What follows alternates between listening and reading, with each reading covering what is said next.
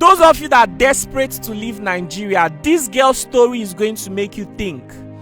This girl was deceived into doing something she never expected she was going to do with her life. She was doing a job of 25,000 naira per month in Abuja, but somebody told her that there was a beautiful opportunity that would change her life. Those of you ladies that are struggling financially, I hope that this video is going to make you think and make better decisions for yourself. This is her story. Hi, my name is Bella. I was deceived by human traffickers and sold to different ladies in different countries, Togo, Burkina Faso, and Ghana. I want ladies to watch and learn from my experience. This is my story. Oh my goodness, I can't believe you were sold 4 times into prostitution at the age of 20. How did this happen? Okay, when I was in Abuja, when I was working here, though my salary was 25,000, it was not enough for me to cater for my needs. So someone introduced this lady to me, though she's my travel person, so I trusted the lady. She told me that she has a big restaurant in Togo that's her own personal restaurant, so she needs some girls that can cook very well. That she'll be paying them 100,000 sefa. Was in naira is 200,000 naira. Like I was like happy and excited because that money would be enough for me even to save and do some other business for myself because my family are not financially brilliant. So I accepted the offer and followed her to Togo. On getting to Togo, it was not something that I think that she told me was so. As I got to Togo, she was not telling me that it's prostitution, that I will have to balance her a sum of 1.5 million sefa. Wow, that's about 3 million naira. Yes, in naira. I was then like proving stubborn because I don't want to do this kind of thing. You did not inform me earlier. I should have not come. And the money is too much. Even if I want to make up my mind and do it, the money for me to balance is too much. 1.5 million sefa, which is 3 million in naira. Like, I can't do it. Like, I was like trying to prove stubborn. And you know, those places, they speak French. Not like Nigeria that they speak English and I understand English very well. It's French. So, she now sold me. She called one other lady because there are many people doing this business out there. So many Nigerian ladies are doing this business out there. So even when I went there in her house, there are so many Nigerian girls that are balancing that actually 1.5. So I'm still there for 1 year, so I'm still there 2 years, still balancing that 1.5 because that kind of money is not easy to do prostitution and get that kind of amount of money to pay them. So you still pay for house rent, you pay for your feeding, you still work that money and pay. So she now sold me out to one other lady in Ghana. As I now went there now, I was very still stubborn. I was proving stubborn that I will not do it. I don't know that they also have somebody in Burkina Faso. She now sold me to somebody in Burkina Faso. It was in the night. I was sleeping and she woke me up that I should come. She want to take me to Togo border that I can cross back to Nigeria. I don't know that she's planning to sell me to another lady in Burkina Faso. Why going there? I now found myself in Burkina Faso. A very big forest that you cannot escape. Very, very hard for you to escape. From that forest out to town, Burkina Faso town, is like 48 hours, which is very far. Are you serious? Yes. What exactly do they do there in the forest? There are so many girls, Nigerian girls there. They are doing prostitution. Who is patronizing them? They are indigenous of Burkina Faso. There is where they are digging gold. So there are people working there digging gold. You know, it's a forest now. They are looking for gold. So indigenous are there, guys are there looking for gold. The country people. And there's no security there, there's no police, there's no army that I can maybe walk up to and report. Though it's French, I don't speak French, I don't understand French. So when I went there, she now took me to that place, to that bush, and it's not a normal house, so it's a nylon house, so there's no way you can escape. As you're new now, you cannot speak English now, and you cannot speak French, you only know English, so that kind of thing, very, very hard for you to escape. And the woman has been there for like 10-15 years, so there are other girls there with her. So she has somebody that her boyfriend is from that country, so the guy is also protecting her. So she have boys that you will not be able to run. You want to run, they will capture you, though you will not be able to run. You must stay there in that bush until you balance that 1.5. Even if it's 5 years you want to stay there, you stay there. Some people are there 5 years. Wow. If you want to balance that money fast, actually there in that place, you have to sleep with ordinary body, which is you will not use protection, you will do skin to skin, and those people have sickness in their body. So actually when I went there, there's one girl that she's from Delta State. I sent you the picture of the girl. She's from Delta State, so I don't really know where she which part of Delta State. So her parents don't even know that she traveled out and she lost her life there, and they bury her there in that bush. They throw her in the forest. They call the kind of sun in that place. 3 days sun dry the girl off. When I went there, because she was sleeping with she was not using protection because she wants to quickly balance the money because she was telling the woman that she wants to go back, that she's not okay, and she's a small girl of 16 years, 16, 17. She's not okay, that she don't have the strength, the capacity to do this kind of work. The woman said, you must do it. If you like die, it's not my business. And she was very sick because some of those people there, they are very sick. Those guys there, those indigenous Burkina Faso guys, they are sick. Some of them will release blood. So the girl was using ordinary body so that if you are sleeping with protection, they will pay you 1,000 sefa, 2,000 sefa, 1,500. But if you are using ordinary body, sometimes they will pay you 10,000 sefa, 20,000 sefa, 50,000 sefa. So that one, even within 3 months, you'll be able to pay the 1.5 sefa, which is 3 million in naira. So she was not doing it, and she fell sick. Instead of the woman to take her to the hospital, he did not even take her to the hospital. He left the girl there. She fell sick and she died. I saw that was the experience I experienced there, that someone died actually in that place. She died. Wow. And then she died there in that bush, and they went and threw her inside the forest, and 3 days sun dried her off. And even till now, her parents don't know that their daughter is still alive or she's dead, because she told me that she did not tell her parents that she's going to travel out. That was my own same experience. I didn't even inform my family. When I get there, when I'm calling them, they seized my phone. They collected my hair, that if I run, they are going to use my hair and do me something in my body, that I'll become sick or something will do me. Oh, they threatened you that they cut off your hair, yes, and threatened to take you to a native doctor. Yes, that if you escape, yes, that they are going to use it against you spiritually, yes, and you fall sick. So even you were scared. Yes, I was scared that actually they're going to do that kind of thing to me. I was scared at first, but later on I now made up my mind that anything I want to happen, it should happen. I'd rather die saving myself from these wicked people. If I want to do prostitution, I'd rather do it for myself than doing it to be giving another person money. And she's even building house. She's from Benue State. The other one is from Benin. What's her name? The one from Benue State. Her name is Joyce. Yes, from Benue State. Do you have her pictures, her social media? I have her picture, her social media name. I have all of them. I have all of them. Call their names, starting from Joyce. She's from Benue State, but I don't know which part of Benue State and she's from. Building a house. She's building a house there in Benue State. Her family is there. Her family is there. Her parents is there using people's children. Sorry.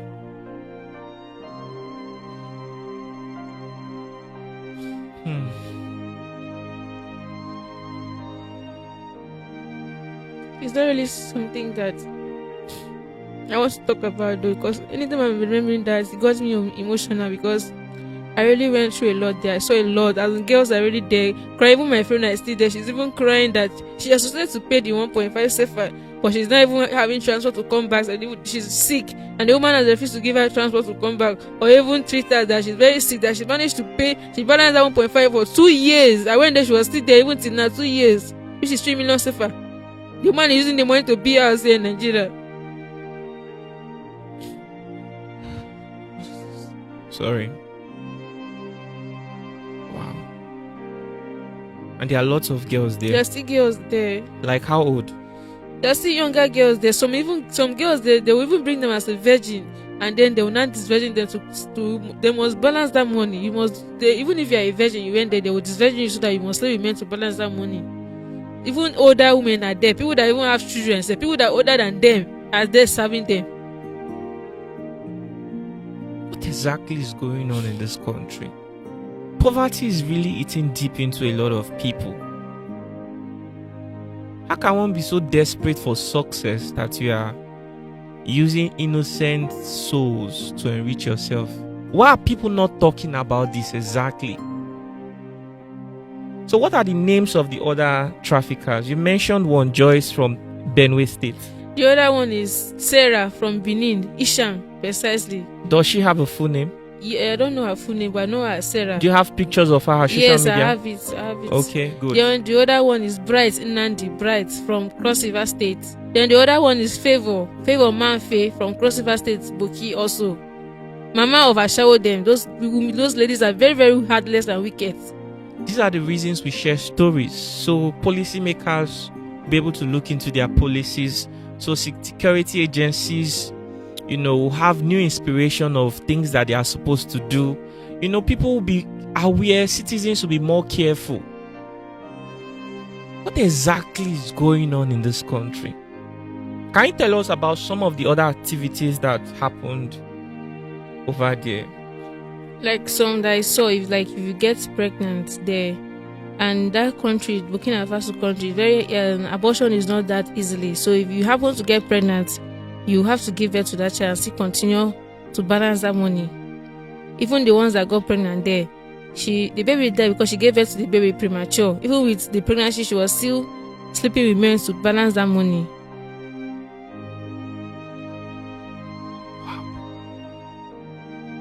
So how did you escape?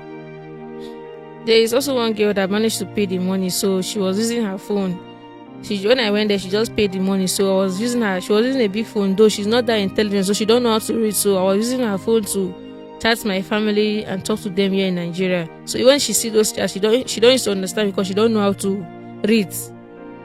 That's how my family now told me to look for a way and escape, and they said they will send me transfer when I get to the country capital.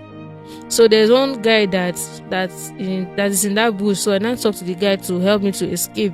Me and the guy were very close. He was even the one that used to monitor us not to run. We were very close. So he's the guy that now helped me around 3. He came to where I was sleeping, and he now told me to come. Let's go together. Let's run. The guy now helped me to escape. Even when we reached outside the forest, he now told me that they are looking for me. I should enter motor and go to the country capital, which is Ouagadougou. That if I go there, I should just ask anybody where I can enter motor to Cotonou. That's how I escaped. When I went to Cotonou park there in Burkina Faso, my family now sent naira to the driver. How did you contact your family? When I went to the park, I now used the driver phone to chat my family through WhatsApp, so they were active. They now send naira to the driver. The driver now converted to Sefa before I was able to escape from that place. How do you think we should approach this issue right now? I strongly think that the Ministry of Women Affairs should be involved in this issue, because this is an issue that concerns females, and I don't know if there are agencies that are against human trafficking. There should also, it's possible most of them are even aware of this. Yes, I think so, because they used to bribe them now. Because there was a lady I interviewed one time, and she said that even I'm going to invite her again tomorrow to come and do another interview. Although when we interviewed her, she was in Libya. Yes. So we raised money for her, and we sent her money to come to Nigeria. Wow. So I'm going to invite her to Abuja so she can come and tell her story again, because I firmly believe that stories can actually shape society positively, and I'll do my best to tell as many stories as possible until something is done about this. So if you've been a victim of this, or you have a family member that have also been a victim of it, if you keep your story, it will not do you. It will not do. You need to be able to use your story, use your pain to create love for others. People need to be careful, because right now there are a lot of girls. I'm talking about your sisters. Some of you think that, oh, my sister will never. You can never tell.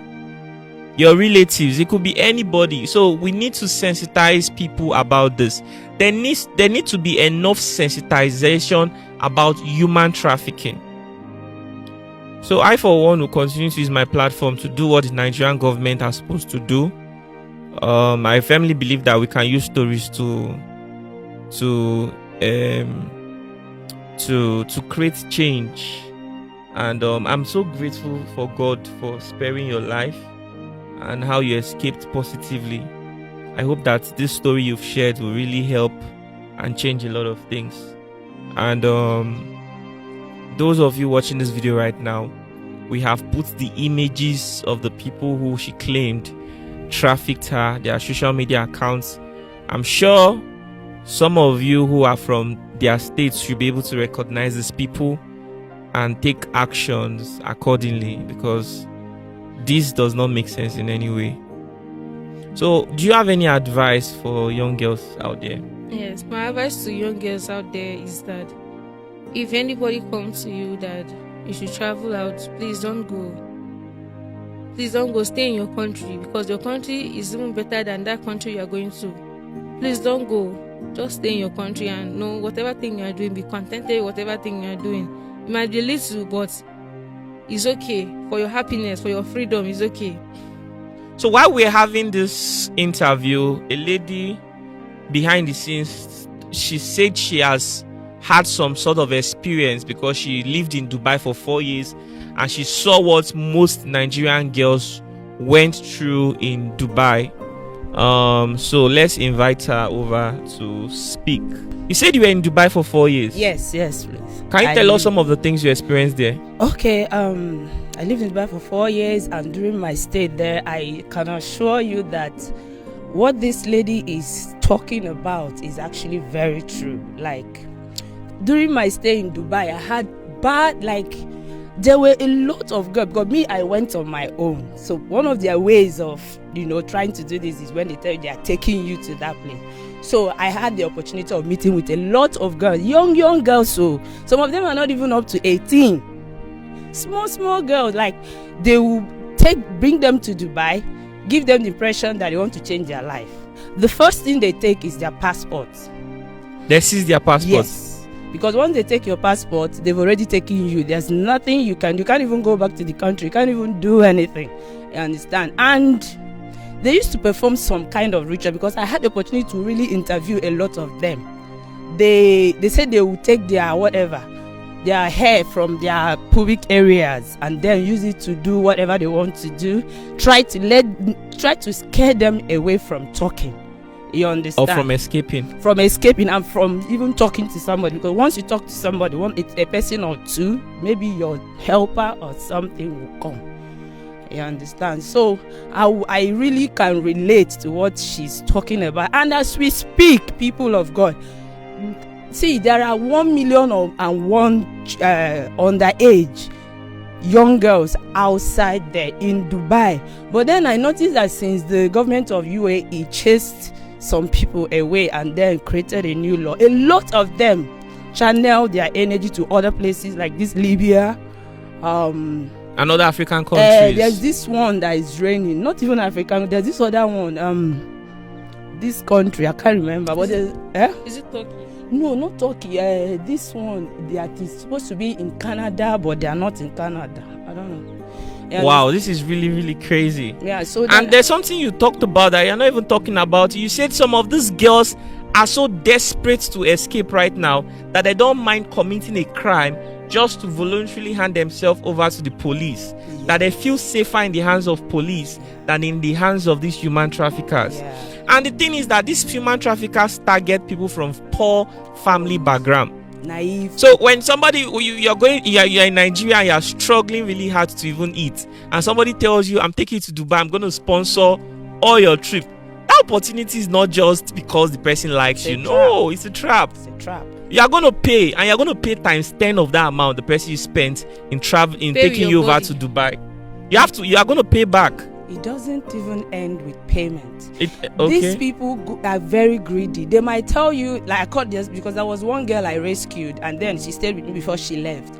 They will tell you pay, like example, $20,000, $30,000. Wow. They will make sure you don't succeed in paying that money. It's true. Yes, it's true.